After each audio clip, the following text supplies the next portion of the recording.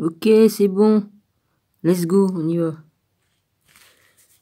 Il est 10h30. Ok. Il y a assez de bordel sur mon bureau. Hein, ouais, c'est pas grave. Je suis en chantier encore. De toute façon, si j'avais pas si mal au dos, je pourrais travailler correctement. Mais je souffre trop du dos. Alors, j'y vais petit à petit. Je fais un peu de couture. Je fais un peu de ménage. Je fais un peu de rangement. Comme j'ai le dos qui est trop pété, bah je peux pas. Je suis obligé. Bah je me suis endormi, hein. Je me suis endormi dans le canapé, là. La vache. Oh, ça fait du bien, hein, comme on a besoin de récupérer. J'ai dit merde, j'ai redormi. Oh bah écoutez, c'est parce qu'il faut que je récupère, hein, à cause du voisin. Je suis fatigué. C'est comme ça. Le corps a besoin de se reposer. Alors je sais pas trop quoi vous faire comme vidéo. Vu que j'ai fini l'autre livre. J'ai ça, l'encyclopédie des anges. J'ai plein de livres sur les anges. Je pourrais vous faire vous expliquer tout sur les anges. Là, je pourrais continuer sur ce livre-là. C'est un roman, mais ça explique la vie qui s'est passée du temps de Marie, Marie-Madeleine, Marie, Mère Marie. C'est romancé, mais ils expliquent comment ils travaillaient à l'époque, tout ce qui se passait. La vraie histoire est dedans quand même. Ça a beau être romancé, la vraie histoire est dedans. C'est comme si qu'on y était, quoi. On voit Joseph qui travaille le bois, comment il faisait les choses. Et puis voilà. C'est vachement bien. Je l'avais commencé, mais voilà. J'avais fait déjà une vidéo dessus, une ou deux vidéos, je sais plus. Bah oui, parce que j'en étais où? Attends. J'en étais arrivé à la page 42. C'est écrit assez gros. C'est écrit assez gros. Voilà. Ouais, je sais, j'ai une étiquette 3DS. Ah, dessus, j'ai même des numéros de téléphone. Oh, bah dis donc. Ah non, c'est les coordonnées de ma couture pour faire mon coussin et puis un oreiller. Ah, ouais, un oreiller sur mesure pour moi-même. Évidemment, c'est pas pour le pape, andouille. Oh, ça me ferait chier. Excusez-moi, hein. J'aimais bien Jean-Paul II. Si je ne me trompe pas, c'est Jean-Paul II. Benoît XVI, je connais pas trop. Non, Jean-Paul II. C'est tout. Qu'est-ce que vous voulez que je vous dise? J'ai le droit d'avoir mes opinions. On est libre d'avoir ses opinions sur certaines personnes. Voilà. J'ai les 3 secrets de Fatima.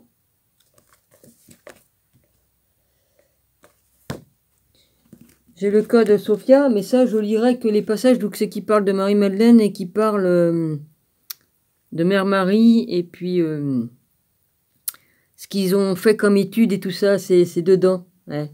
Ils parlent. Certaines choses qui ne parlent pas dans d'autres livres. Là, j'en étais arrivé à la page combien? 77. Mais j'ai pas tout mis. J'ai mis certains passages dans des vidéos. Le cas de Sophia. Bah, vous pouvez les trouver. Hein. J'ai fait les vidéos. J'ai dû mettre les mêmes titres. Ouais. Dedans, il y a l'âge d'or des miracles. Ouais. Je crois qu'on en aurait besoin de miracles en ce moment. Ouais. Pour beaucoup de choses. Bon, bah alors les gars, les filles, les copains, les copines, les amis, les abonnés. Oh, puis j'ai encore plein. Oh, bah j'ai déjà envoyé des commandes. J'ai envoyé des commandes pour faire de la couture. J'ai besoin de produits. De produits. Merde, j'ai le truc qui est pris dans les cheveux. T'as pas l'air con, Dominique? Ah bah oui, bah. J'ai des trucs qui sont pris dans les cheveux. Tu parles d'une conne. Ah, mais ça le fait pas avec les autres lunettes comme je mets. Fuck. Je suis prise, je suis prise. Il faut pas que je m'énerve. Ouais. Ne t'énerve pas, Dominique. Voilà.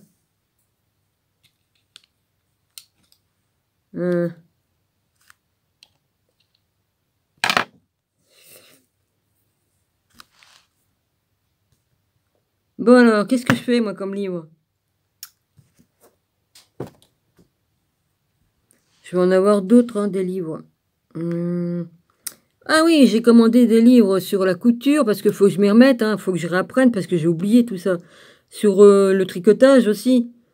J'ai des loupes, donc je peux tricoter comme ça. Hein, parce qu'à un moment donné, on va être obligé de se faire nos fringues nous-mêmes. Hein. Bon. Donc, vaut mieux savoir faire de la couture. Moi, je me démerde en faisant des coussins, des trucs comme ça, mais bon. En réparant les trucs, mais bon. Je me remette dans le bain, quoi. J'ai oublié beaucoup de choses. Hein. La dernière fois que j'ai fait un tricot à Gilles, j'en ai fait qu'un dans ma vie. Un beau tricot. Bon, il pesait au moins 3. Il pesait son poids, hein, c'était avec de la grosse laine.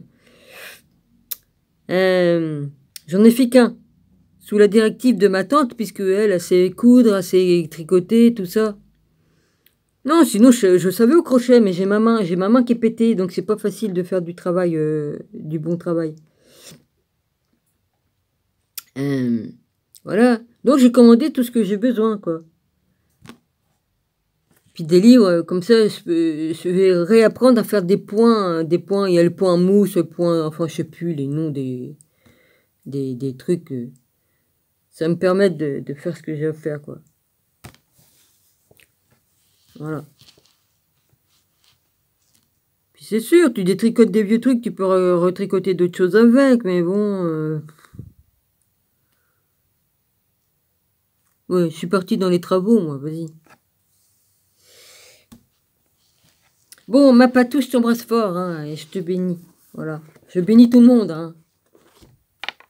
Il n'y a pas que ma patou.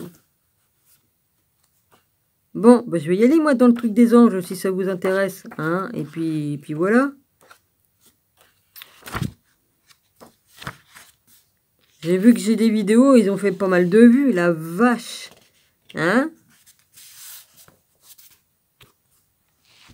Bah, faut mettre un pouce en haut et puis mettre un petit mot, m'écrire. J'aimerais bien, moi, que certains de mes abonnés m'écrivent un petit mot, hein, pour savoir qu'est-ce qui vous plaît. Parce que moi, je fais des vidéos, d'accord, mais il y a des trucs qui vous plaisent. Je sais pas, je présente des livres, tout ça. Si ça vous intéresse, vous me le dites. Et puis voilà. Hein?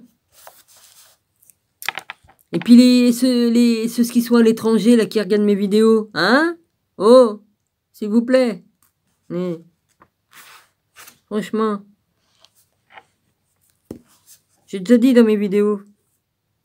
Ça coûte rien de mettre un pouce et tout ça. Et puis de liker. Et puis de... C'est la même chose. Ouais, je suis con. Je dis 2 fois la même chose. Ah ouais.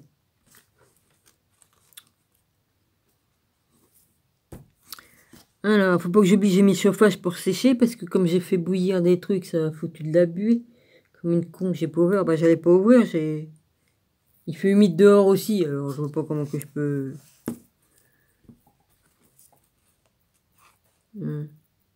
Comme j'étais occupé, je suis resté un petit peu longtemps.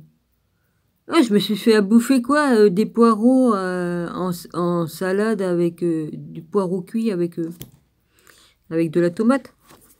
Allez hop, une petite salade comme ça. Je préfère faire mes trucs moi-même, au moins je sais ce que je bouffe. Ben, on y va les gars. Page... Il y a un joli ange là, vas-y, en photo. Voilà.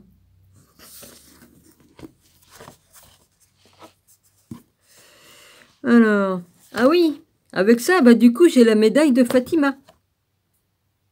Ils m'ont offert la médaille de Fatima avec. Voilà.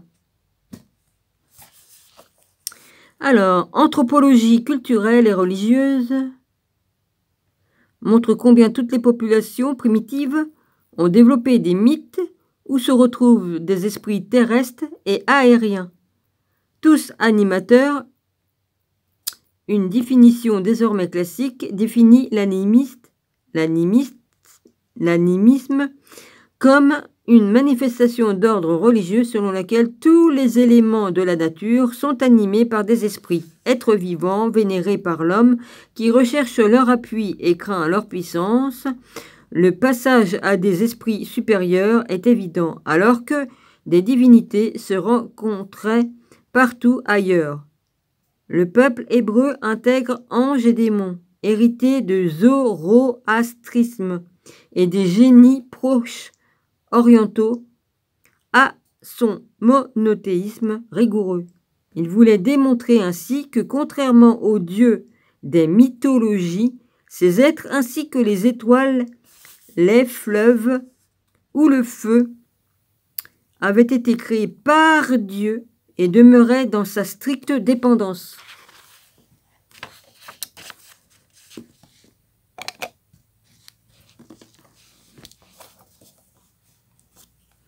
Indépendamment du judaïsme tardif de l'époque intertestamentaire, il arrive qu'un vieux fond animiste subsiste dans la Bible. Le psaume, oh là, j'ai perdu l'habitude des chiffres romains, les gars, hein, écrits en lettres. Ça fait 100... J'ai oublié, je savais par cœur tout ça, mais bon, c'est loin tout ça, hein. Et oh, j'ai 40 ans de plus, là, les gars. Si c'est pas plus, hein, parce que j'avais 12 ans comme j'étudiais tout ça. C'est même plus que ça, même. Oh putain. Bah oui, j'avais 12 ans, ça fait pas 40 ans, hein. Je vais en avoir 60 dans quelques mois. Déjà 1962, bah oui, 2022. Oh putain. J'ai toujours 20 ans dans ma tête, moi. Vas-y. Ben, alors, le psaume, tic, tic, tic, tic, tic, tic, ça, le L, ça fait 100... Ouais, mais le X, je me rappelle plus combien que ça fait, en lettres. Bon, c'est pas grave, hein. N'associe-t-il pas les anges aux astres quand Baruch dit « Les étoiles brillent à leur poste joyeuse. Dieu les appellera-t-il qu'elles répondent. Nous voici, et elles brillent avec joie pour leur auteur. Pense-t-il aux étoiles comme telles ou aux esprits qui les animeraient? Selon une volonté supérieure créatrice et omnipotente, des anges sont censés avoir provoqué des phénomènes naturels comme la destruction de l'armée de Sénachérib, sans doute due à la transmission de la peste par les rats. On pourrait multiplier les exemples, puisque notre étude débute par la Bible hébraïque, par la Bible hébraïque. La question se pose de savoir ce que les anges y sont réellement. Observons d'emblée qu'on ne peut prendre pour données objectives ce qui ne prétend pas l'être. En raison de son merveilleux et de ses invraisemblances historiques et géographiques, le livre de Tobie, par exemple, ne peut prétendre à un récit objectif loin de prétendre relater des faits réels. Il se veut une illustration de la providence divine. Oh bah je pourrais vous le lire, Tobie, je l'ai. Excusez-moi, ça me gratte, alors je me frotte la main. Ça me gratte de trop. Je fais des allergies, alors excusez-moi, hein. Alors, d'autres récits scripturaires n'ont pour ambition que d'en donner une vision symbolique. Il en va ainsi... Oh, puis c'est chiant, c'est écrit un peu gros, alors avec ma loupe qui grossit un peu de trop, je suis un peu embêtée. Oh, bah Dominique, tu fais des progrès, hein. Je me fais des compliments à moi-même. Aïe, aïe, aïe. Non, parce que j'ai pas dit de gros mots, là. Bon, vas-y. D'autres récits scripturaires n'ont pas ambition... non pour ambition que d'en donner une vision symbolique. Il en va ainsi quand Héliodore est fustigé par des anges, quand Jacob aperçoit un camp de guerriers célestes sur sa route, l'échelle qu'il voit en rêve, et dont le thème sera repris par Jésus, symbolise la communication entre le ciel et la terre. Les songes ne nous apprennent rien sur l'existence réelle et les fonctions des anges. Les visions comme celles de Daniel ou Ézéchiel, à qui un ange fournit le plan précis du temple à reconstruire et dicte les lois du culte restauré, pas davantage. Pour les besoins de notre compréhension, Saint Jean, dans son Apocalypse, le Christ lui-même sacrifieront à l'intervention symbolique des anges lors du jugement dernier.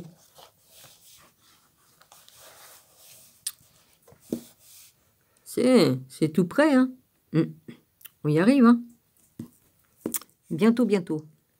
Comme on verra, la transcendance de Dieu oblige à rendre compte de ses attributs et de son pouvoir d'intervention par le moyen des anges incommensurables. L'armée des cieux qui les désigne sert à traduire sa puissance. Son omnipotence, serviteur de Dieu, les anges ont surtout reçu des missions auprès des hommes, messagers, interprètes, intercesseurs, protecteurs et guides. Ils président aussi au destin des nations, au mouvement des astres et à la marche de l'univers. Bah, si vous voulez savoir tout ça, vous lisez le livre d'Enoch, tout est expliqué dedans. Sinon, je vous le relis, ou alors vous cherchez mes anciennes vidéos. Hein. J'ai une autre chaîne, et puis j'ai ma chaîne là, dedans, j'ai relu le livre d'Enoch. Vous écoutez tout ça, puis vous allez apprendre beaucoup de choses que vous ne savez pas. Ça, c'est sûr. Puisqu'ils l'ont retiré de la Torah, hein? Ouais. Tels sont surtout les anges à redécouvrir dans les Écritures et dans leur contexte originel. À quel bref développement près pour lesquels nous avons eu recours à des exemples d'exégèse pathétiques. Nous sommes restés attachés au sens littéraux des principaux textes où le thème se présente. Cela nous a paru nécessaire à l'exposé des principaux constats qui expliquent l'élaboration d'angélologie, conçue dans la perspective de recours possible doctrine ou de nid l'aéropagite et saint Thomas d'Aquin se sont particulièrement illustrés. C'est même de manière essentielle que les anges participeront de cette recherche mystique où la Kabbale servira de référence aux autres courants ésotériques. Ouais, j'ai aussi certains livres, mais c'est spécial. Hein. Il faut être initié pour comprendre. La seconde raison d'un examen littéral tient au respect du lecteur, sauf à déclarer d'emblée sa foi dans l'existence des anges ou à la dénier. Ah, la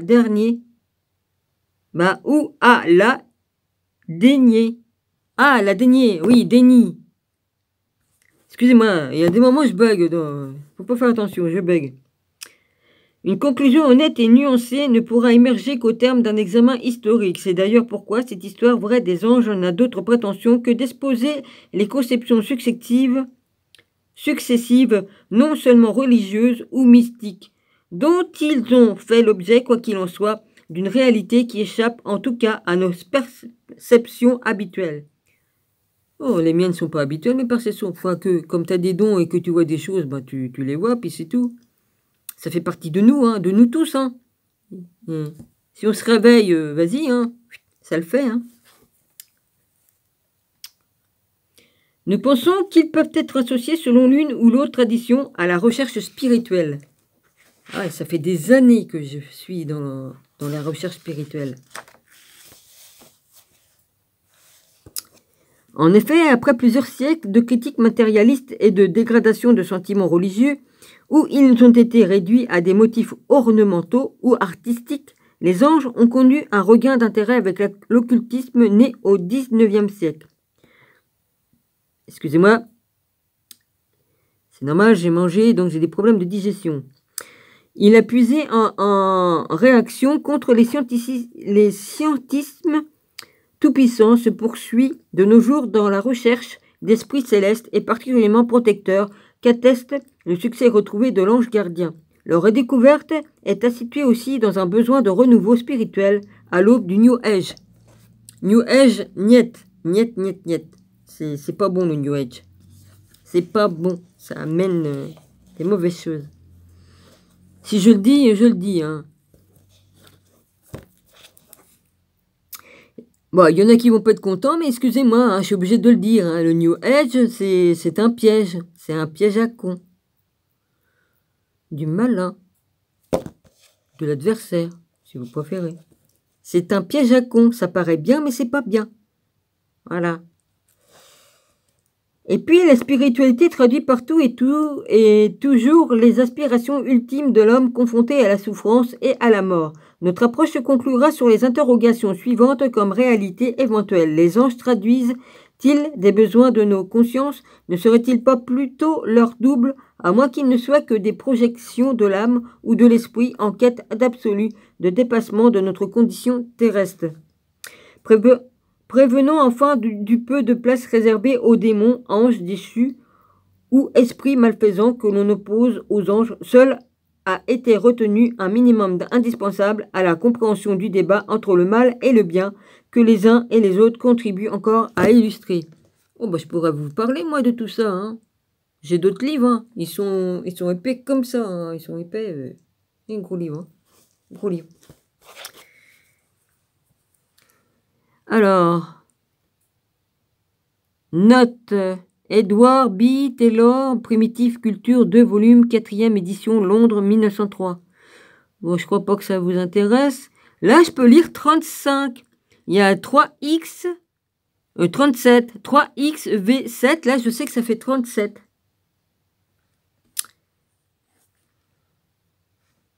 Alors, l'autre. Alors, attends une minute. Ça revient alors? Ça revient, Dominique, ce que tu as étudié toute seule comme une grande? Attends. C'est pas l'école qui m'a appris tout ce que j'ai appris, je vous le dis. C'est moi qui me suis instructionnée. Non, ça se dit pas ça. Qui me suis instruite toute seule. Ça fait 130. Merde, le L, je sais plus. Bon, bah, j'essaierai de retrouver, les gars. J'essaierai de retrouver parce qu'il faut que je me remette tout ça dans ma même mémoire.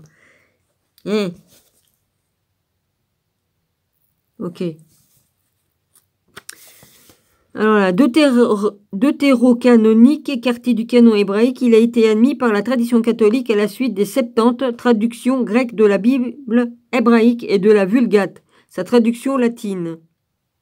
Maccabée 15, 23. Isaïe 37, 36. 1. Maccabée 7, 4. 2.2. Maccabée. Non, point virgule, là, c'est pas 2 points. Et Maccabée 15, 23, deutérocanonique, ouais. 2 Maccabée 3, 24-14. Bon, je vais pas. Après, c'est 32. Après, c'est 28. Ça y est, là, ceux-là, j'arrive avec ces chiffres romains. Mais certains, j'ai oublié le C pour le C. Ézéchiel. Matthieu 13, 39, 41, ouais, il y a tout ça.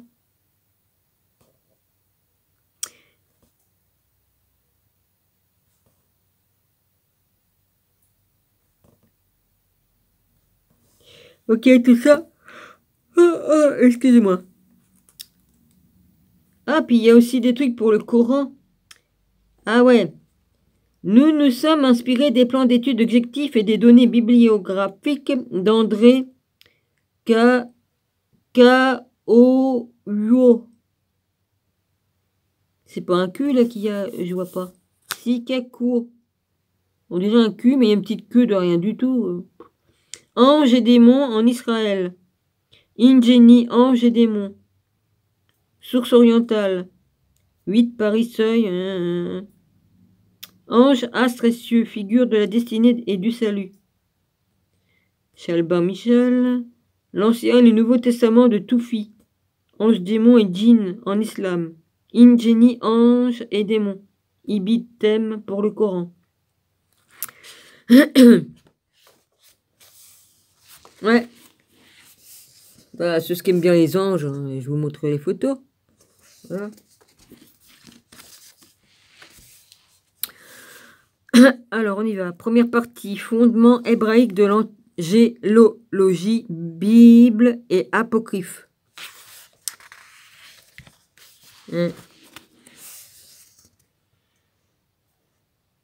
C'est beau comme tout. Bon, vas-y. L'angéologie biblique.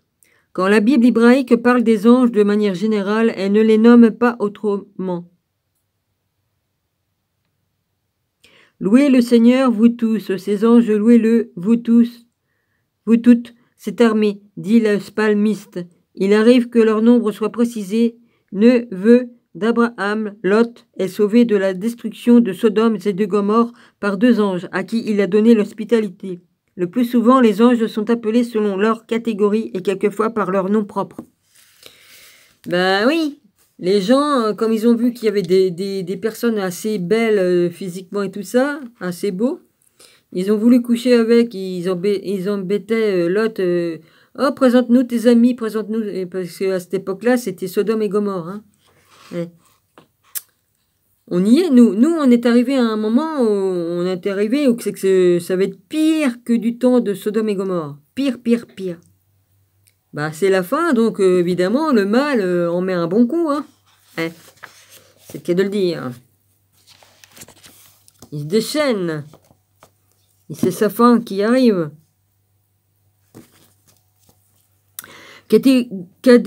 Catégorie d'anges. L'ange de Dieu. Manifestation de Dieu. Il favorise la vocation de Gédéon et annonce la naissance prodigieuse de Samson, tous deux appelés à vaincre respectivement les Médianites et les Philistins. Quand Agar s'enfuit à 2 reprises dans le désert, il surgit devant elle pour lui prédire une nombreuse descendance et la naissance d'Ismaël, près du chêne de Mambré. Il vit...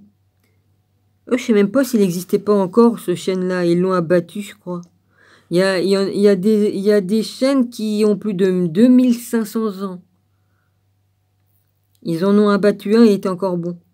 Et ça, ils en font exprès parce qu'ils savent très bien que les arbres nous lient au ciel et à la terre. Autrefois, la terre et les arbres, ils étaient gigantesques. Gigantesques. Si je vous disais, vous ne me croiriez pas. Et pourtant, ça existait. J'ai vu des vidéos, mais comme je vois certaines vidéos, ça me donne des visions. J'y peux rien, c'est comme ça. Hein. Le ciel m'envoie des trucs et c'est comme ça. C'est comme ça, c'est tout. Alors, il visite Abraham qui demande grâce pour Sodome. Il arrête son bras qui va sacrifier Isaac sur l'ordre de Dieu. Ici et là, le texte hésite entre l'apparition de Dieu en personne et celle des 3 hommes ou des 2 anges. L'interlocuteur est tantôt au singulier, tantôt au pluriel. Sous l'apparence d'un homme qui ne se nomme pas, l'ange de Dieu appelle Jacob et lutte avec lui, incapable de le vaincre. Il lui touche le nerf de la cuisse. C'est pourquoi jusqu'à ce jour, les enfants d'Israël ne mangent point le tendon qui est à l'emboîture de la hanche. Parce que l'ange oblige Jacob à s'appeler désormais Israël. Il sera reconnu comme tel par la tradition biblique postérieure à Osée, délivré de tous ses maux. Le patriarche attend encore de lui qu'il bénisse ses pères et sa descendance. Merci pour les courants d'air, toi. Vas-y, je me repelle le cul, hein. Fais chier, là. Putain, j'en ai marre. Tous les jours, je suis obligé de gueuler, mais je suis obligé parce que sinon, je vais y péter la gueule. Sinon, faut que ça sorte par ma bouche. Sinon, c'est... sinon, vas-y. Hein. Il y en a d'autres qui l'auraient ouxi depuis longtemps. Hein. Comme protecteur des prophètes, et j'ai mis du chauffage, là, hein, pour... heureusement. L'ange de Dieu transporte Habakkuk à Babylone pour qu'il s'y serve un repas à Daniel. Prisonnier dans la fosse au lion, il réconforte Élie et l'informe de sa mission. Que l'ange transmette ici le message à la première personne porte à le confondre avec Dieu, à tout le moins avec l'extension de sa volonté. Ailleurs, Dieu dit à son ange, « Mon nom est en lui ». Cette confusion se trouve entretenue quand un même texte parle alternativement de l'un et de l'autre. Aussi, la parole divine peut être reçue sans que Gédéon et Manoah, M-A-N-O-A-H, future mère de Samson, se rendent compte que le locuteur est l'ange d'apparence humaine. Il peut cependant être reconnu en raison de sa majesté. Nabuchodonosor le distingue d'Azaria et de ses 2 compagnons qu'il a fait jeter dans la fournaise. Le 4e est semblable à un fils de Dieu. Ben, c'est Jésus. Le fils de Dieu, le fils de l'homme. Ah oui, vous ignorez beaucoup de choses. Nabuchodonosor le distingue d'Azaria et de ses 2 compagnons qui a fait jeter dans la fournaise. Le 4e est semblable à un fils de Dieu. Surhumaine, sa beauté suscite la passion des Sodomites. Ah bah, de toute façon, il est toujours reconnu en raison d'un aspect igné qui favorise toute métamorphose sur l'Horeb. Et je vous signale que Jésus, il apparaissait aux gens même avant de venir sur terre. Hein. en tant que Jésus. Oui. Dieu s'est manifesté de différentes façons, hein, avant de se manifester en chair ici. Alors, il est toujours reconnu en raison d'un aspect igné qui favorise toute métamorphose. Sur Horeb, il apparaît à Moïse sous la forme d'une flamme de feu jaillissant du milieu du buisson. Par cette théophanie, Dieu révèle son nom ainsi que la mission du guide lors du passage de la mer Rouge. Et dans le Sinaï, dans la flamme pour retourner... Attends, j'ai loupé. Lors du passage de la mer Rouge et dans le Sinaï, l'ange est une colonne de nuée et de feu. Ou bien, il s'élève dans la flamme pour retourner au séjour céleste dont il peut redescendre n'importe quand et en tout lieu, que les anges servent en effet d'intermédiaire entre le ciel et la terre, est attesté par le songe de Jacob. Il vit en songe une échelle posée sur la terre et dont le sommet touchait au ciel, de même que les anges de Dieu qui montaient et la descendaient. Comme guide envoyé par Dieu, l'ange mène le serviteur d'Abraham à Rebecca, à la condition d'être parfaitement obéi. Il précède le peuple élu à travers le désert vers la terre promise, mais lui reproche d'avoir partisé avec les autochtones. Pour protéger les Hébreux, c'est épée à la main qu'il arrête l'ânesse montée par Balaam. Celui-ci la frappe à 3 reprises avant de l'apercevoir et de se soumettre à lui en rebroussant chemin. Pour décimer les troupes assyriennes, l'ange agit nuitamment. L'ange chargé de détruire Jérusalem est arrêté par Dieu repentant. C'est assez maintenant, retire ta main. L'épée à la main, il s'avance vers Josué, à qui il déclare être le chef de l'armée de Dieu. Dans ces 2 cas, Dieu et son ange, qui a une consistance propre, sont parfaitement distincts. Substitut de Dieu, celui-ci obéit toujours à ses directives jusqu'à ce que, parle en français, essaye au moins, ma belle. Ouais, je me dis ma belle aussi, moi, je dis ma belle à tout le monde. Excusez-moi, c'est la première fois que je me dis ça. Oh la vache. Il fut un temps, oui, mais bon.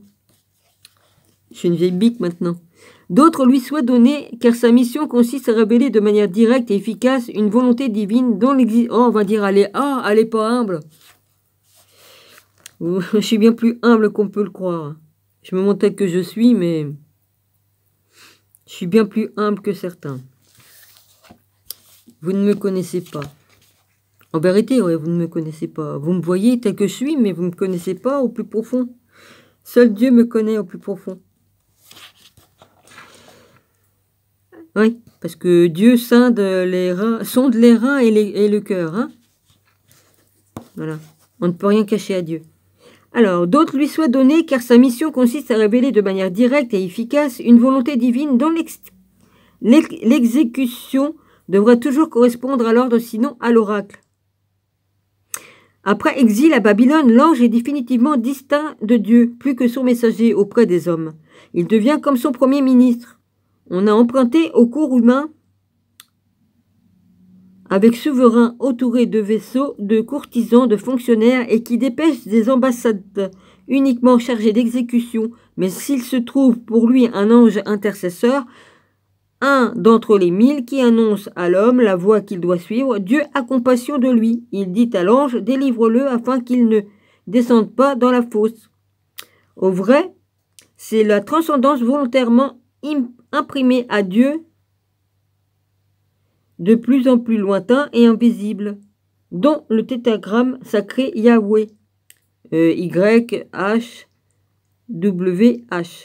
est au surplus imprononçable, qui a porté à distinguer l'ange moins lointain et visible. Il est d'autant plus difficile de déterminer si l'expression ange de Dieu évoque partout un même personnage que le texte hébreu parle tantôt de l'ange de Dieu, Amaléa, H-A-M-A-L-E-A-H, tantôt d'un ange de Dieu, Maléak ou Maléa. C'est un H ou un K qui est au bout? M-A-L-E-A-H. Ouais, c'est H. À défaut de savoir si cet ange a une personnalité distincte ou si parce que accessible à l'homme, sa présence révèle la transcendance de Dieu. On peut conclure qu'il est à tout le moins son chargé de mission privilégiée, son substitut comme tel. Il exécute de manière directe et efficace une volonté qui donne à l'histoire son sens providentiel.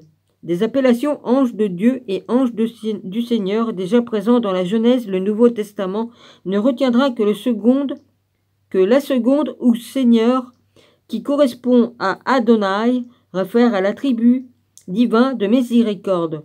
On l'a retrouvé chez Luc et dans les Actes des Apôtres, surtout chez Matthieu, dans ses récits de l'enfance et dans celui du tombeau vide, où manifeste de la gloire divine l'aspect. L'ange était comme l'éclair et son vêtement blanc comme la neige.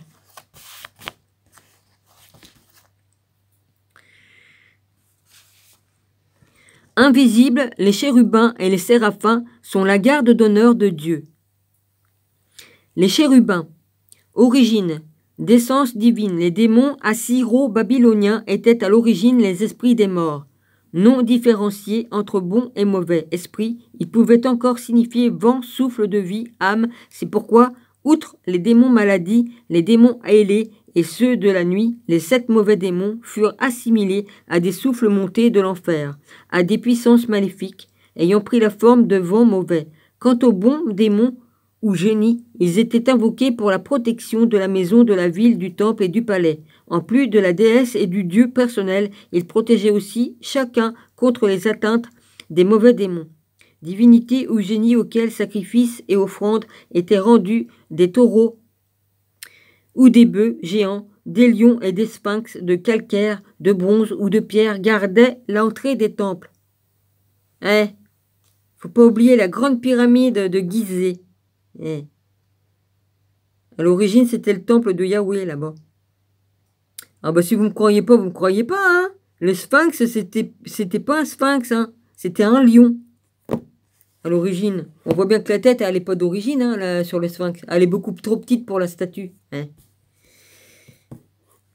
Ça, je vous le dis, c'est vrai. Alors, c'est la seule pyramide qui n'est pas égyptienne. C'est marrant, ça, hein. C'est bizarre quand même, hein. Il y a quand même des drôles de trucs. De toute façon, c'est pas des monuments aux morts, ça. Hein. C'était des centrales électriques. Et les pyramides, dedans, il y avait plein d'eau. Ça contenait plein d'eau. Donc, c'était une centrale électrique puis qui donnait l'eau et l'électricité en même temps. Enfin, il y avait de l'eau puis tout ça. C'était pas du tout des tombeaux. Les tombeaux, c'est autrement, les tombes. Alors, ils avaient des grosses ampoules pour éclairer. Alors, c'est bizarre quand même, hein? Hein? Ampoule. Bon. Pourtant, c'est vrai. C'était des centrales pour éclairer la ville. Puis faire... fabriquer une sorte d'électricité. De toute façon, il y a des... Oh, punaise, je cherche mes mots. Il y a des civilisations anciennes qui étaient bien plus avancées que nous. Si vous avez qu'à regarder les Atlantes et tout ça, hein. Déjà. Comme on voit ce qu'ils faisaient. Excusez-moi. Hein, on se demande comment ils taillaient les pierres ou une feuille de cigarette ne passe pas. Hein. Il y a quand même des trucs qui sont... Hein. On n'est même plus capable de le faire, nous, à notre époque. On est trop cons. On a perdu les savoirs qu'on avait. Ou alors, il faut se rappeler des vies antérieures et puis se rappeler ce qu'on faisait, mais bon. Hein, on va pas nous faire croire qu'ils creusaient dans le granit avec des gros boulets, là, et puis qu'ils frottaient avec, là,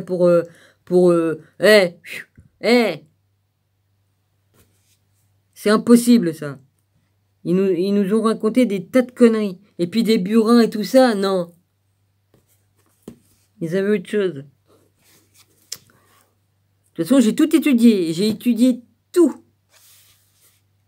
Et je me glorifie pas en disant cela, parce que j'ai commencé à l'âge de 10 ans, donc tout y est passé. Tout y a passé. Tout. L'Égypte ancienne, les dieux et déesses égyptiens, la magie, la sorcellerie, tout. J'ai tout étudié de leurs trucs.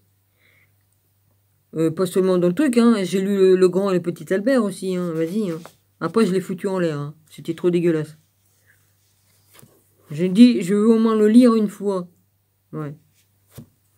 Et encore, je me rappelle même pas si je l'ai lu entièrement, tellement que ça m'est écœuré. Et oui, il faut connaître l'ennemi. Hein. Donc, il faut bien lire tous les livres pour... Si tu connais l'ennemi, voilà ce qu'on en fait de l'ennemi. Hein. Voilà, je vais rester poli. Hein.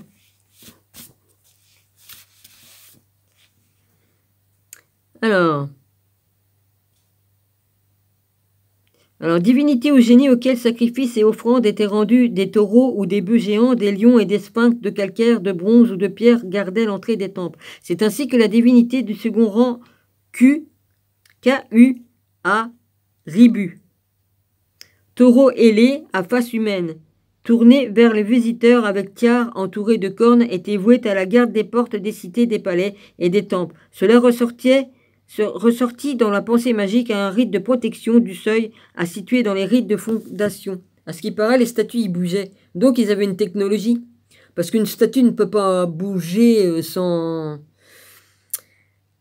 technologie. Hein. Ça fait un peu comme les robots qu'on a, nous, maintenant. Hein.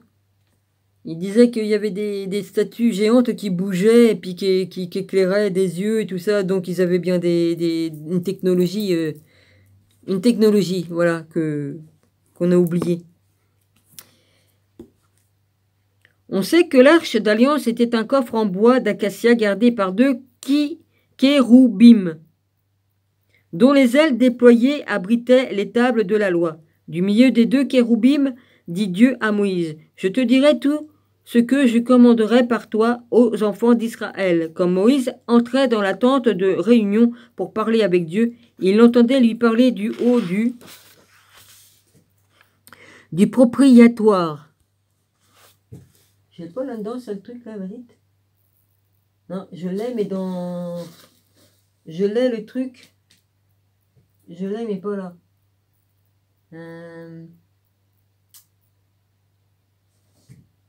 Ouais, je voulais vous montrer l'arche d'alliance, mais bon. Ce sera pour une autre fois.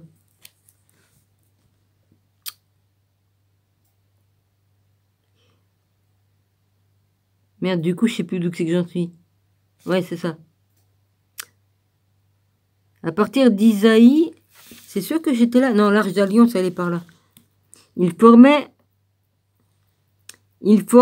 un dais au-dessus de l'arche et deux barres propriétoires placées sur l'arche de témoignage entre les deux kéroubim.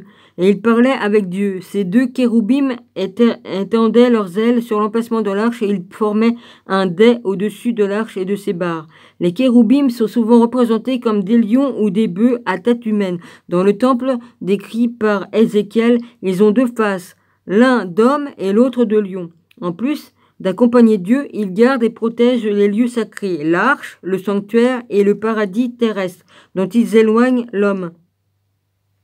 Dans les visions d'Ézéchiel, qui compare le roi de Tyr à l'un des chérubins du jardin d'Éden, ceux-ci forment le trône de Dieu, dont il manifeste la majesté dans un tourbillonnement de feu. De la même manière que les divinités orientales chevauchent des êtres fantastiques, Dieu y est parfois désigné comme celui qui trône sur eux, ou qui les monte. Porteur de Dieu, du Dieu qui trône dans sa gloire, médiateur, théophanique, les chérubins n'existent que par lui, dans une pure tension louangeuse et contemplative. C'est pourquoi, malgré leurs yeux innombrables, ils ne se déplacent que sous l'impulsion de l'esprit et ne se retournent pas quand ils marchent. Ouais, ils avaient des yeux partout. Partout, partout, partout.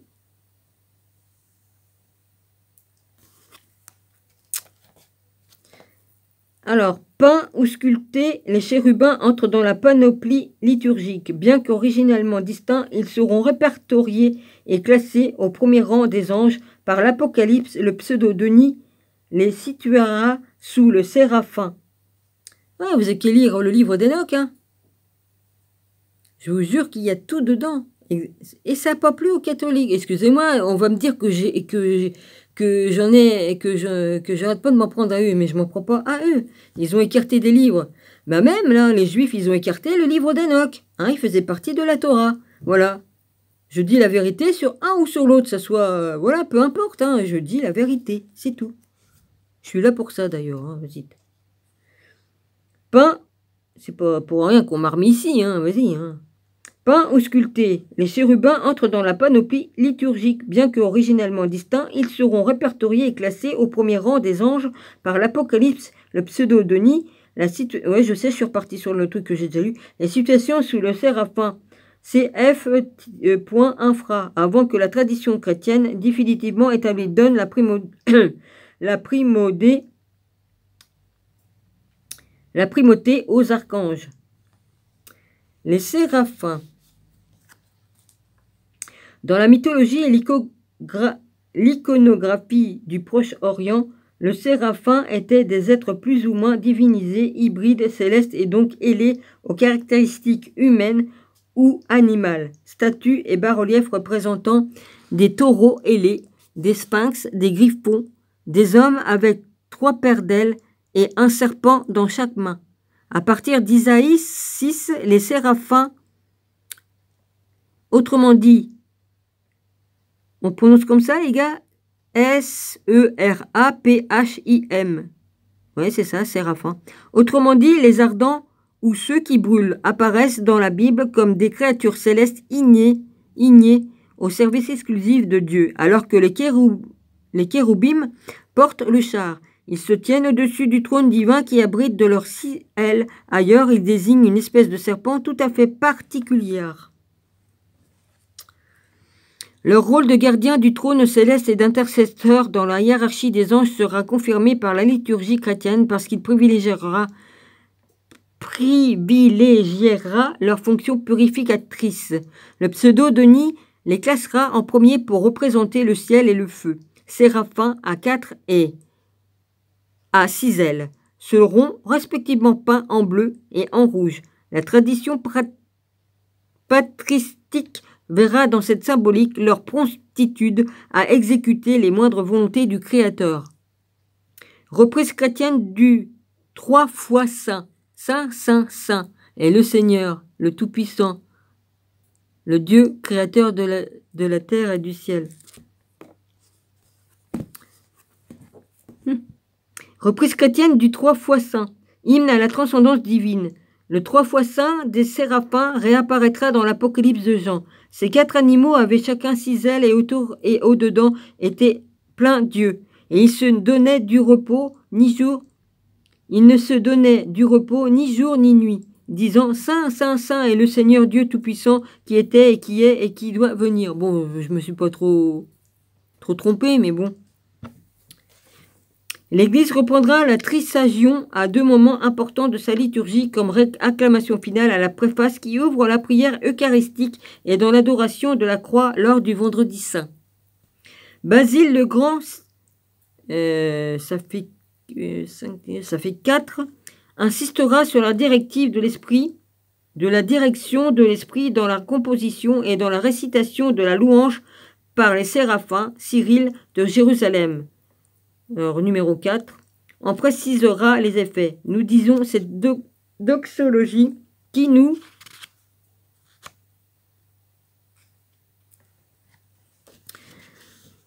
a été transmise des séraphins, afin que la communion de cet hymne nous soyons associés aux armées célestes.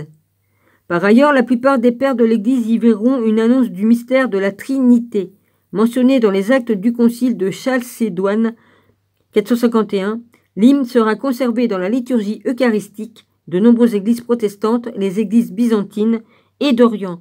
La réserveront pour plusieurs occasions, à propos du serpent d'airain. Il faudra que je l'éteigne. Ouais, je ferais bien de l'éteindre, moi.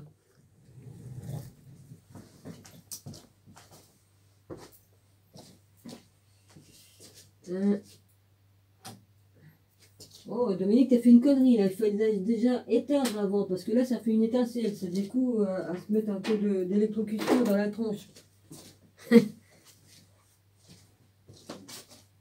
Oh, punaise. Je fais des bêtises, moi, hein. Oui. Il y a des éclairs bleus qui sont sortis de la prise. Ouais, si j'avais pris le jus dans la tronche, j'aurais peut-être moins ri. Hein. Ouais. Dominique qui meurt en direct sur YouTube. Allez.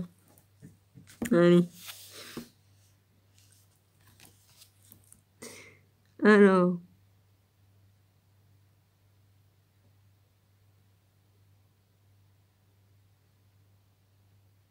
Ouais, j'en suis là. À propos du serpent d'airain, voilà, c'est ça. Alors que les Hébreux allaient vers la mer Rouge, Dieu envoya des serpents brûlants, séraphins, mordre dans le peuple, de sorte que les Israélites moururent en grand nombre. Et Dieu dit à Moïse, fais-toi un serpent brûlant, séraphe, et mets-le sur une perche. Il arriva que celui qui sera mordu et le regardera vivra. Je connais tout par cœur. J'ai la mémoire de tout ce que j'ai lu. Dès que je lis, je dis ah oui, ça je connais, ça je connais, ça je connais. Alors, à propos du serpent d'airain, sera mordu et le regardera vivra. Comme le lion et la vipère, le séraphe viendrait des terres de détresse et d'angoisse. Chez les Assyriens, les serpents volants Birdu et Sarapu, de même racine que Saraph, se trouvaient également opposés et enroulés autour d'une perche correspondant aux Gémeaux. Ils préfigurèrent le caducée. C'est ce que j'étais en train de penser. D'où vient le pouvoir guérisseur du serpent d'airain? De l'envoûtement préalable de cette idole qui survécut à la loi nouvelle. Le temple de Jérusalem possédait un serpent d'airain à qui les Juifs offraient de l'encens. Cette idole s'appelait Nehushtan. Alors je vais vous l'épeler, L-E-H-U, et il y a un trait sous le H. Je le précise parce que c'est écrit ainsi, U-S-H-A-T-A-N, qui peut être lu Nachas Satan, serpent élevé au Nachastana, serpent qui donne Ézéchias, brisa le serpent d'airain, fait par Moïse parce que jusqu'à ce jour, les enfants d'Israël brûlaient de l'encens devant lui.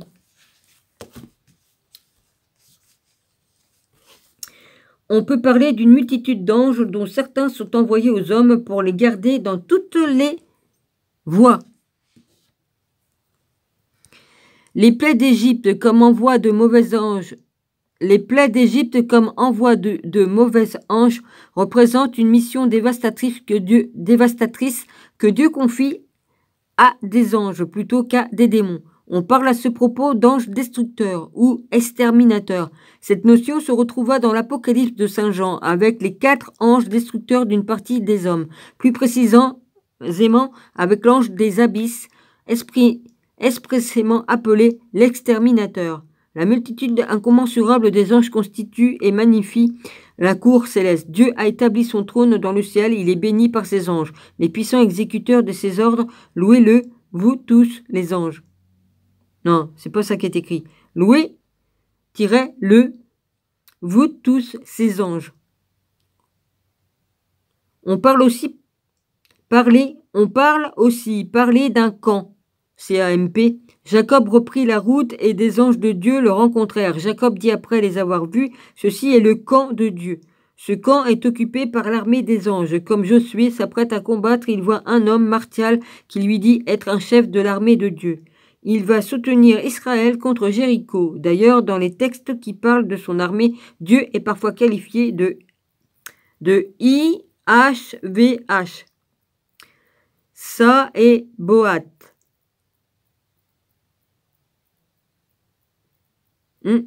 La Sophie aussi, c'est Boat. C'est-à-dire de Dieu des armées, comme celui qui tua en une nuit 180 000 soldats du roi assyrien Sénachérib 70. Un seul ange suffit à anéantir une armée ennemie. On se souviendra pourtant de l'armée des anges venus assister Élisée contre celle plus nombreux du roi d'Aram. Le Seigneur ouvrit les yeux du serviteur qui vit, et voilà la montagne pleine de chevaux et de chariots de feu autour d'Élysée. Encore une allusion à la nature ignée des anges. Contrairement aux écrits de judaïsme tardive de textes bibliques réserve peu de place aux anges. Il y est pourtant remarquable que, corrélativement, a plus d'aspiration.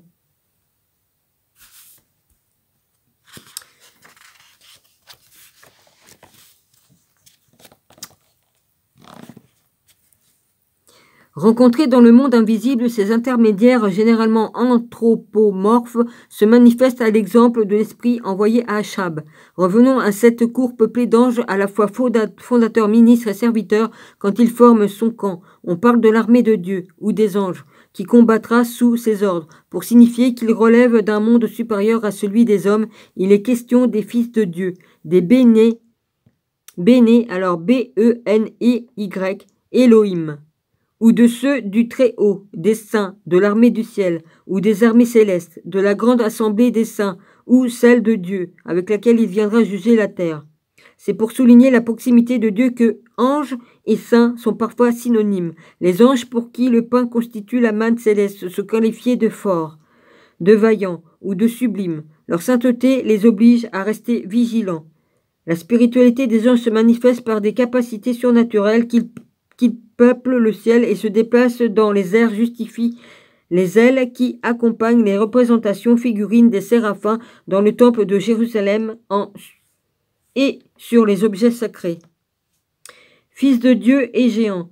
Quant au fameux Fils de Dieu ou être divin, également constitué en assemblée et voué à la gloire de Dieu, il contribue manifestement à désigner les anges. Lorsque l'homme eurent commencé à se multiplier sur la terre, Attends, va pas trop vite, Dominique. Lorsque les hommes eurent commencé à se multiplier sur la face de la terre et que les filles leur furent nées, les fils de Dieu virent que les filles des hommes étaient belles et ils en prirent pour femmes. Parmi toutes celles qui les choisirent, alors l'Éternel dit, « Mon esprit ne contestera pas à toujours avec l'homme, car l'homme n'est que chair et ses jours seront à 120 ans. » Ah, bah c'est à partir de là que ça a descendu à 120 ans. Sinon, on vivait 1000 ans.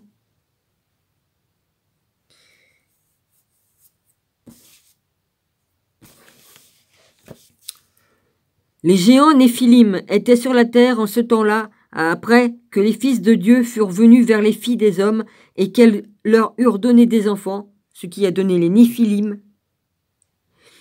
Ce sont ces héros qui furent fameux dans l'Antiquité. Voilà. Bah oui, Pantagruel. Oh, puis je l'ai dit le nom, hein, l'autre. Il a existé l'autre machin. Je me rappelle. Là, c'est reparti, il n'y a rien à faire.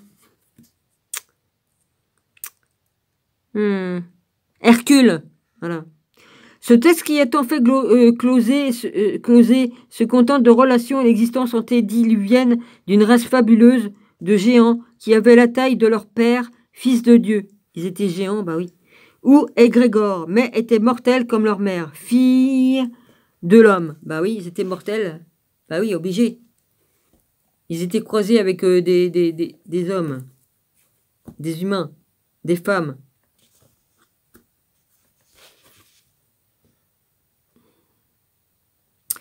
Or, si l'activité sexuelle vise les générations favorisées par le mariage, elle n'a pas lieu d'être chez les anges puisqu'ils sont immortels. Ils ne peuvent engendrer, confirmera 4 Esdras. Ah oui, bah pourtant ils ont engendré. Il faut arrêter les conneries, hein? Les déchus. Ils avaient bien un kiki, fallait bien qu'ils fassent pipi, non? Même si t'es immortel, je sais pas moi. Enfin bref, vas-y, hein. Que les fils du ciel aient déserté leur station d'éternité pour s'accoupler avec les filles des hommes, tel est bien le reproche divin qui sera exprimé dans le livre éthiopien d'Enoch. J'ai la version éthiopienne et slavonique.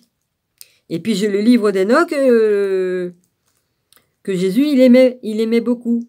C'est encore autrement, mais c'est la même histoire, mais dit avec différents mots. Alors, apocryphe de l'époque intertestamentaire, vous avez fait chair et sang. Vous avez fait chair et sang comme font ceux qui meurent et qui périssent. C'est pourquoi je leur ai donné des femmes afin qu'ils les fécondent, qu'ils aient d'elles des enfants et qu'ainsi toute œuvre ne cesse pas sur la terre. Mais vous, vous fûtes d'abord spirituels, vivant d'une vie spirituelle immortelle. C'est pourquoi je ne vous ai pas attribué de femme. Enoch développera aussi le texte original après avoir convenu de s'unir aux filles des hommes, les vigilants ou égrégores, leur apprirent la magie des plantes parce que, fruit de leur union, d'une union contre nature proscrite, les géants des monstres, en quelque sorte, dévoraient tout et corrompaient les hommes, ce que sert à traduire semblable métaphore. Les pères ont mangé des raisins verts et les fils ont eu les dents agacées. En conséquence, la terre se révolta, suppliée par les bons anges. Dieu les envoya châtier les égrégores, anéantit les géants et restaurer la justice sur terre. Et puis leurs esprits sont restés sur terre. On appelle ça des esprits des mauvais ou malins, ou c'est comme vous voulez. Ce sont des esprits comme ça qui ont été envoyés, que Jésus les a envoyés dans les porcs, dans les porcs. Alors, un certain parallélisme politique et religieux. En Canaan, la cour divine était constituée par le grand dieu El. Il me semble que c'est El. Et l'entourage des saints, Dieu ou fils de Dieu, l'influence cananéenne sur Israël s'est manifestée de manière tant politique que religieuse, illustrée par David et Salomon. Constructeurs du temple, une monarchie héréditaire fut instaurée. En même temps que le prestige de Dieu assimilé et elle augmentait, il y eut également un corollaire divin, des quatre morts Dominique, à la royauté nationaliste. Les fils de Dieu ne devinrent pas les dieux diminués. C'est à cause que ma mâchoire, c'est pour ça des fois que je me mords, parce que j'ai eu le problème avec ma mâchoire, avec le dentiste. Donc des fois ça se décale un peu, puis paf, je me mords. Alors, les fils de Dieu ne devinrent pas les dieux diminués des nations. Je dis ça pour une de mes abonnés. Je lui explique. Des nations soumises, grande copine. Des nations soumises, mais ceux efficaces des nations restées indépendantes, cependant de la même manière que tous les peuples par rapport à Israël, tous leurs dieux devaient se soumettre au roi céleste, le service et le glorifier. Il s'ensuivit que chaque nation était commandée par un ange pour la plus grande gloire du souverain commun, le Dieu d'Israël. À chaque peuple a été préposé un prince, confirmation l'ecclésiastique, où Dieu a réparti les peuples et fixé leurs frontières selon le nombre de ses anges. L'exil valut au roi de Babylone d'incarner l'ange déchu que la Vulgate allait traduire par Lucifer. Depuis lors, Dieu fut décrit comme un puissant monarque, entouré d'une cour et d'auxiliaires nombreux, organisés de manière hiérarchique et quasi militaire, aux tâches et aux responsabilités précisées et répartis surtout dans Zacharie, et dans Daniel, qui les comparait aux satrapes. Le monothéisme rigoureux d'Israël assigna cependant à Dieu un rôle exclusif, créateur de l'univers, inégalable, incomparable, de puissance absolue. Il réserva à ses anges un rôle différent de celui des demi-dieux dans les mythologies. En résumé, plus que sur la nature ou sur la substance des anges, les textes bibliques renseignent sur leur activité, les expressions armées et conseils sous-tendant le service continuel des anges ou des saints, dont Job affirme pourtant que leur créateur se méfie.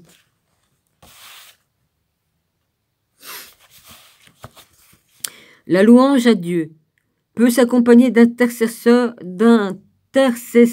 en faveur des hommes. Par ailleurs, l'insistance à des personnes ou à des groupes conduira à la doctrine des anges gardiens. L'Éternel, a commandé à ses anges de te garder dans toutes les voies. Ils te porteront dans leurs mains, de peur que ton pied bute contre une pierre. Les anges peuvent être chargés de missions particulières auprès des hommes. Ça me rappelle une histoire de Jésus comme il était tenté dans le désert. L'autre, il a dit, demande à tes anges de te porter. Satan, comme il a provoqué Jésus dans le désert. Il a tenté. Ouais. Il arrive enfin que, associé aux anges, comme dans... Pardonnez-moi. Le psaume... Bon, c'est CXLV 3. Les astres et leur ensemble désignent respectivement le Fils des dieux et l'armée des cieux. Individualisation des anges par leur spécialisation à partir de l'exil babylonien et du retour 6 SAVT J-C. Oui, ben c'est 6 siècles avant Jésus-Christ. Les tests se spécialisent dans le cours céleste ainsi que l'atteste Ézéchiel et les visions de Zacharie. Plus proche collaborateur de Dieu qui lui reste cependant invisible, l'ange de Dieu reçoit les rapports des anges inspecteurs envoyés sur terre. L'occasion lui est ainsi donnée d'intercéder en faveur de Jérusalem et de Juda. Il lutte contre Satan en pleine cour céleste. Comme grand prêtre et porte-parole du peuple élu, Job est instruit par lui de la volonté divine. Représentation qui fera fortune dans la littérature postérieure. L'ange de la face de Dieu a sauvé les enfants d'Israël. C'est ce qui constate Isaïe. C'est ce que constate Isaïe. De même que les 4 chars dans la 8e vision de Zacharie, l'apparence chevaline des anges inspecteurs rend compte d'une grande célébrité. Elle distingue ces coursiers de l'ange de Dieu, leur supérieur de forme humaine. Zacharie évoque à propos de l'ange qui parlait en moi, celui qui suscite ses visions et les lui interprète, qui lui communique les consolations inspirées de Dieu ou d'un autre ange. Ces anges qui parlaient en moi personnifient donc l'inspiration divine que l'on désigne par l'esprit.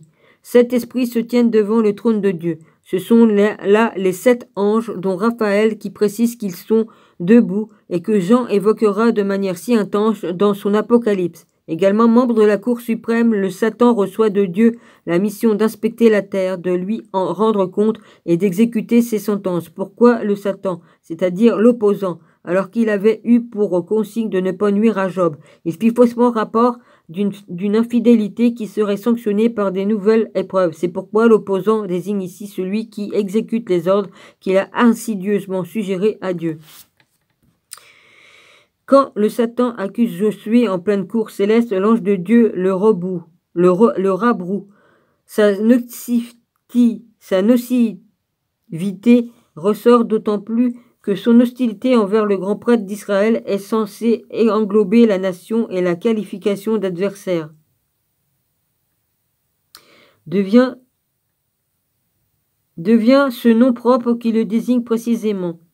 Perfide, il suggère à David de recenser le peuple car il sait le châtiment divin qui doit en résulter, soit la peste de Jérusalem. Dieu cria à mes oreilles d'une voix forte, approchez châtiment de la cité, que chacun tienne en main ses instruments de destruction. Et voilà que 6 hommes s'avancèrent, chacun tenant son fléau. Et il y avait au milieu d'eux un homme vêtu de lin blanc, portant à la ceinture un écritoire de scribe. Après avoir marqué d'une croix le front de ses sujets fidèles, celui-ci ordonna de frapper les autres avec les fléaux. On voit comment devenir autonome l'ange accusateur, l'adversaire décharge progressivement Dieu de la responsabilité d'un mal, auquel il n'est autorisé que pour éprouver l'homme. Cette conception strictement monothéiste sera reprise par le christianisme. Elle s'oppose au dualisme ou prévalant 2 principes originaires du bien et du mal.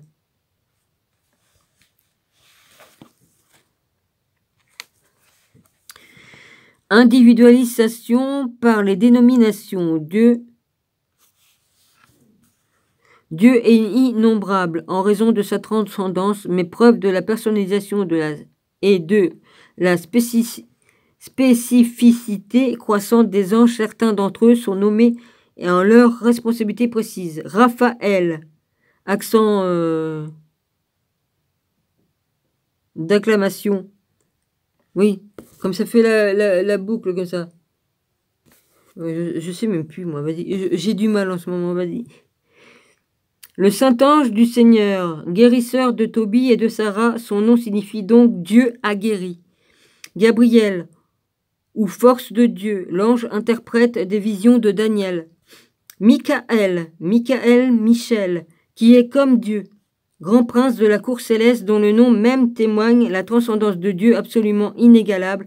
Dans le livre de Daniel, premier du genre apocalyptique, le plus grand des anges apparaît avec ses fonctions principales de représentant de patron et de protecteur d'Israël.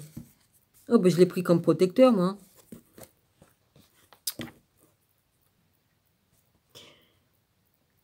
Parmi les noms d'anges souvent rencontrés, citons encore Uriel, flamme ou lumière de Dieu, Orifiel, nuée de Dieu, Samaël, poison de Dieu, Anaël, pardon de Dieu, Barakiel, bénédiction de Dieu, Cassiel, trône de Dieu, Sabbatiel, repos de Dieu, Zachiel, justice de Dieu, Zachariel, souvenir de Dieu. Arrêtez de me faire chier les mouches. Hein.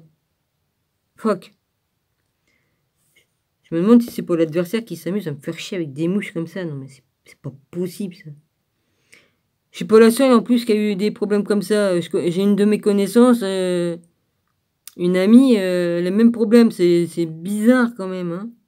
Il y a des drôles de coïncidences quand même. Hein. Selon Rabbi Siméon ben Lakish, ou Lakish, L-A-Q-I-S-H, les noms des anges sont venus avec ceux qui rentrèrent de Babylone. Ils n'ont cessé de se multiplier en même temps que le rôle de Satan s'affirmait.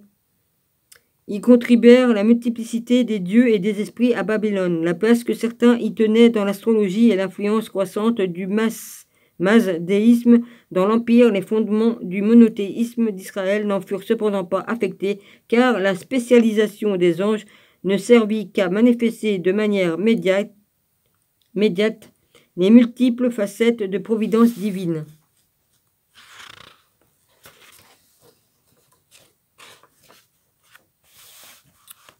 Ézéchiel, annexe 1, Ézéchiel. Alors c'est un X,1-22. Kéroubim dans la vision du char céleste. Je vois, dit le prophète, et voici au firmament, au-dessus de la tête de Kéroubim, une pierre de saphir comme un trône. Numéro 2.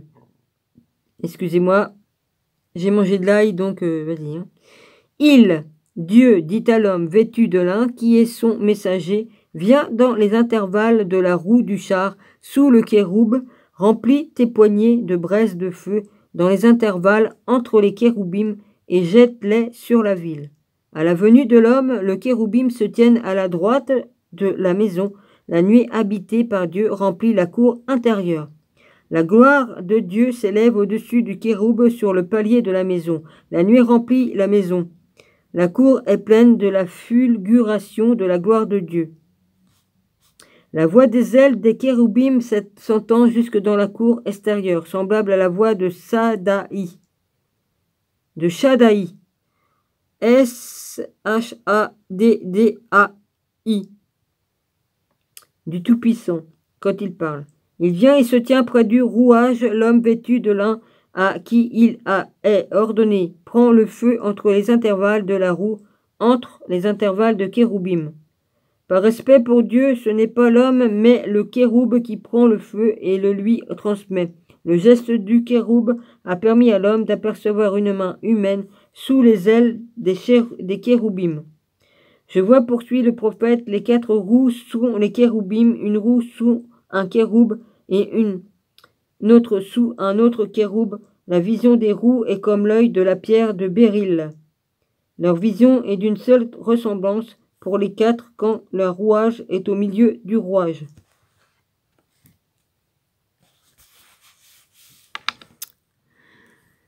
Sans virer, elles vont dans leurs 4 quartiers vers le lieu où la tête, celle du vivant et celle du kéroub, fait face. Toute leur chair, leur dos, leurs mains, leurs ailes et les roues sont pleins de Dieu, afin que Dieu contemple sa création. Symbolisme cosmique du char. Chacun, chaque rouage a 4 faces. Les faces de l'un sont faces de kéroub au lieu de bœuf. Celle du deuxième face d'humain.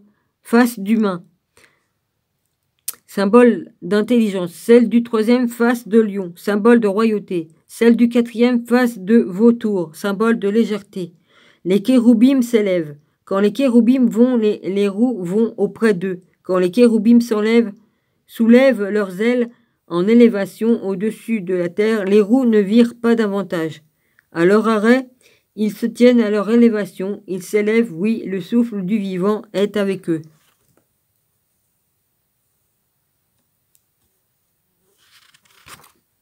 C'est que j'ai failli déchirer mon livre. Annexe 2, le livre d'Ésaïe. Sa vocation prophétique annoncée par un séraphin. En l'année où le roi d'Ozias mourut, je vis le Seigneur assis sur un trône haut et élevé, et ce qu'il était sous lui remplissait le temple. Des séraphins étaient au-dessus du trône. L'un et l'autre avaient 6 ailes, avec deux desquelles ils voilaient, leur face. D'accord. Je recommence. Des séraphins étaient au-dessus du trône. L'un et l'autre avaient 6 ailes, avec deux desquelles ils voilaient leur face, pour ne pas être éblouis par la gloire de Dieu. Avec deux desquelles ils voilaient leurs pieds, ainsi que la partie inférieure de leur corps, par respect pour la gloire divine. Et avec deux desquelles ils volaient, délivraient de la pesanteur, et dont l'ardente immobilité de la contemplation. Et ils se criaient l'un à l'autre, et ils disaient: Saint, Saint, Saint est le Seigneur Dieu des armées, toute la terre est pleine de sa gloire.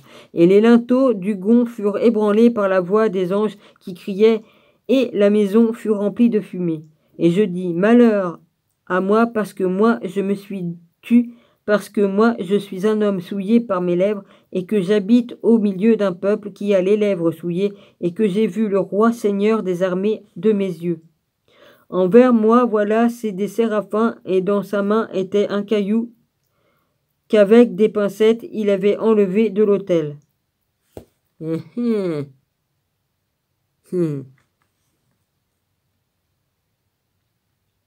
Et il en toucha ma bouche et dit: Cela a touché tes lèvres, et ton iniquité sera effacée, et ton péché purifié.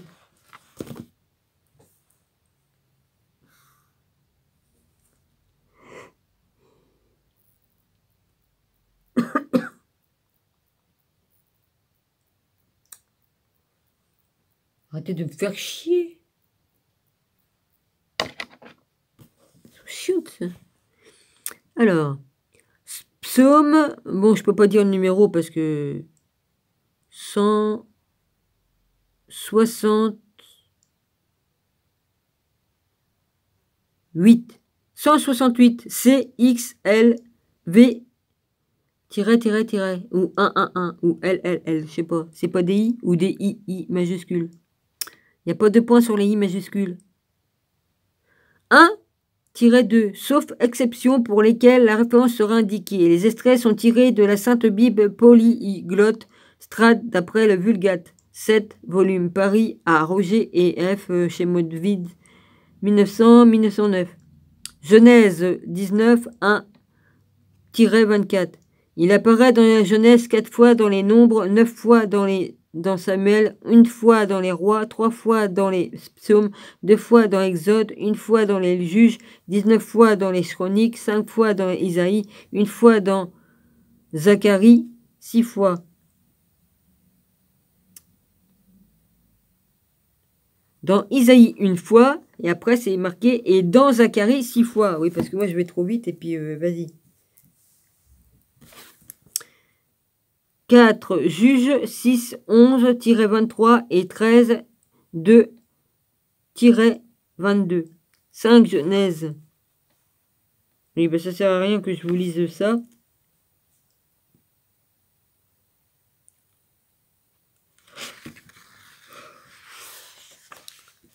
Oh non, mais je vais.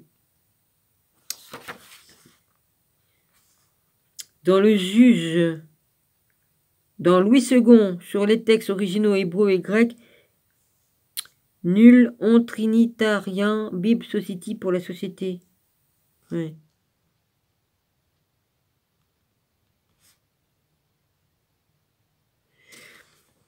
La psaume, hein, les extraits sont tirés de la Sainte Bible.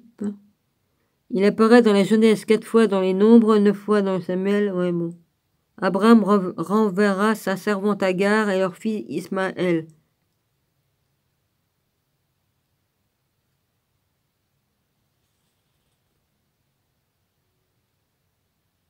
Ouais. Bon, bah vous mettez que ça, là, je vais pas faire que ça.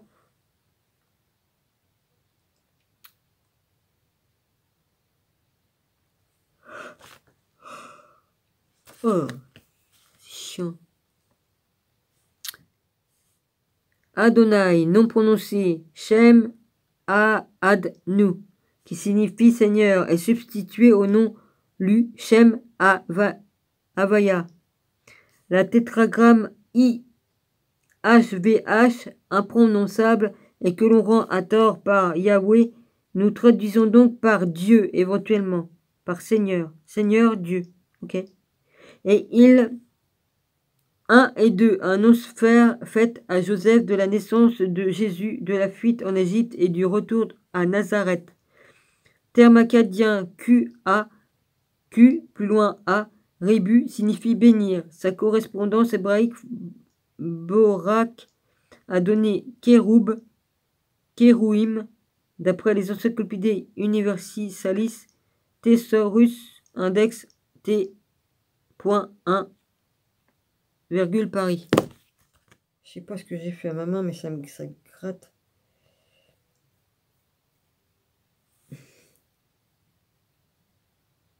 Ah, je me suis coupé. C'est superstitiel. Oh, c'est superstitiel. J'ai de l'eau dans ma bouche, hein. J'ai mal aux dents, donc j'ai de l'eau. Donc j'ai du mal à parler des fois. Hein. Adonai, non prononcé, Shem Adnut, qui signifie Seigneur, et substitue au nom de Lu, Shem Havaya. Le tétragramme IHVH, imprononçable et que l'on rend à tort par Yahweh. Nous traduirons donc par Dieu éventuellement. Bah, excusez-moi. Bon, je ne vais pas vous lire tout ça, parce que c'est vraiment pour les initiés, et puis... Cependant, le pharaon tremblait devant Moïse, et les Égyptiens comblaient de cadeaux les fils d'Israël, le présent de partir avant que tous ne meurent du fait de l'aveuglement du roi.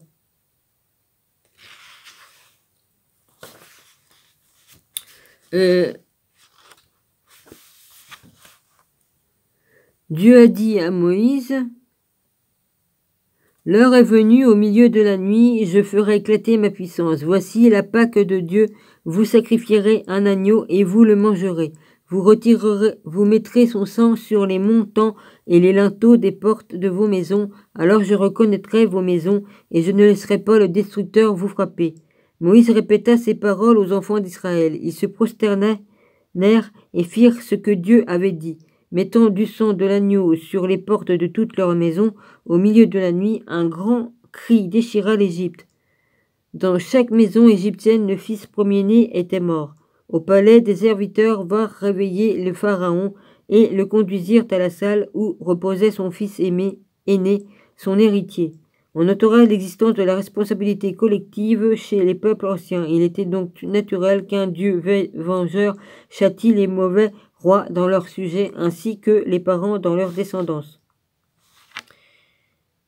Bon, je vais pas lire le reste là.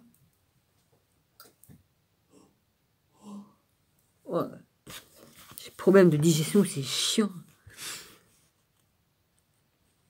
Bon. Là, ça sert à rien que je vous lise tout ça.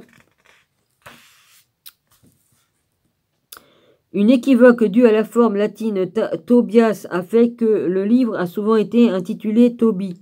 En fait, le récit met en scène deux personnes du même nom. Le nom de Tobie ne convient qu'au fils et celui de Tobie au père. Ce dernier figure en tête de l'ouvrage Encyclopædia Universalis Thesaurus Index volume 3 page 2964 collection C 1985, ce que confirme le petit Robert. 2.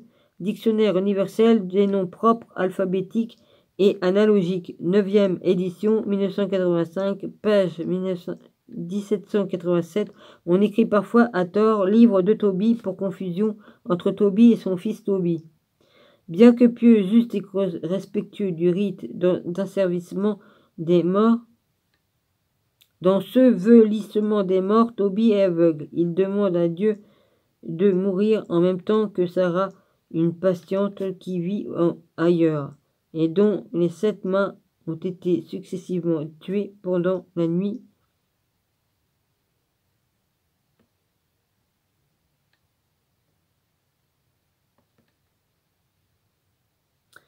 Ça y est, je me rendors. Oh la vache. Bien que pieux, juste et respectueux du rite d'ensevelissement des morts, Toby est aveugle. Il demande à Dieu de mourir en même temps que Sarah, une parente qui vit ailleurs et dont les 7 maris ont été successivement tués pendant la nuit des noces par le démon Asmodée. Comme Toby a capturé un poisson du tigre, il est instruit de ses effets magiques par l'ange Raphaël, envoyé de Dieu. Le fiel guérira Toby de sa cécité, les fameux du cœur et du voix mis à brûler explosifs.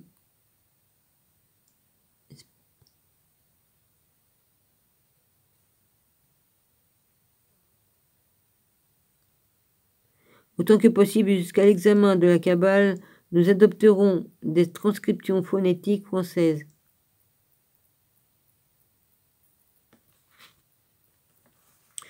Page 37.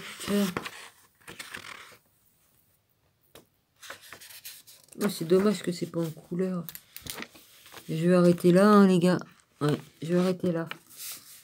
Voilà.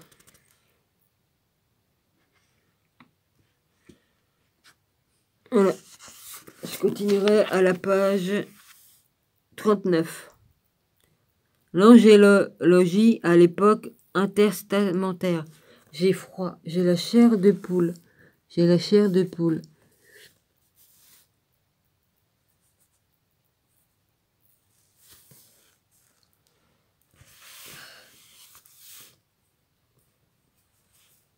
Oh, allez emmerder l'autre en bas, ça fera des vacances pendant cela. Il ouvre tout, l'humidité qui rentre là-dedans. Je vais pas passer l'hiver, hein, je vous jure que je vais pas passer l'hiver si ça continue comme ça. Hein. D'autant plus que, vas-y, hein, il va se passer des choses graves. Bah, ils nous couperont le jus, hein. Ils couperont l'électricité, le gaz, enfin tout. Ils veulent enlever les compteurs de les gaz. Ils veulent. Moi, ma chaudière que j'ai la posée, les chauffe-eau, ça marche au gaz. Hein. Sinon, on n'avait rien ici, il n'y avait rien. Hein. C'était pire que dans une cabane bambou. Hein. Il n'y avait rien du tout. Il n'y avait rien au mur, il n'y avait rien au sol, il n'y avait rien. Avec les trucs d'origine. Alors, l'angéologie à l'époque intestamentaire. Voilà, c'est ce que vous aurez la prochaine fois. Moi, je vais aller faire dodo. Voilà, parce que j'ai du boulot encore par-dessus la tête. J'ai un mal de chien de suivre. Voilà. J'ai pas un marque-page, moi, quelque part. Voilà. Si je prends le carton, là, je vais plus l'avoir aussi. J'ai des écrits dedans. Ah, c'est chiant. Tant pis. T'as pas plus gros, Dominique, que... Ouais. C'est juste en attendant. Voilà.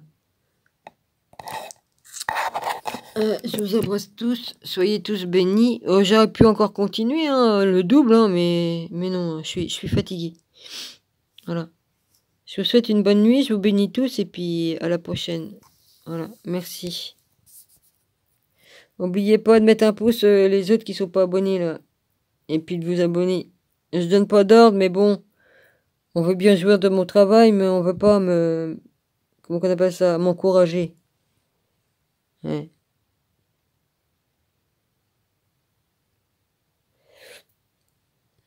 C'est pas dur de mettre un pouce. Hein? Non. Allez, à la prochaine. Je vais y arriver à voir le truc, là. Je suis un contre...